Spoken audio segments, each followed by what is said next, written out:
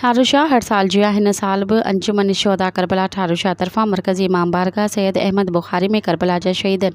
मौला इमाम हुसैन अलैहिस्सलाम ऐं संदसि जा निसारनि जो चहलम ठारुशाह में निहायती अक़ीदत ऐं एहतराम सां मल्हाए वियो, जंहिंमें नाले वारनि उलमाउनि ज़ाकिर उलमा हाफ़िज़ सजाद अली मशाहदी सदाम हुसैन नजफ़ी मजलिस अज़ा बर्पा कई। रियत सिंध जे मशहूर नुहा ख़्वाननि सिब्तैन हैदरी मुजाहिद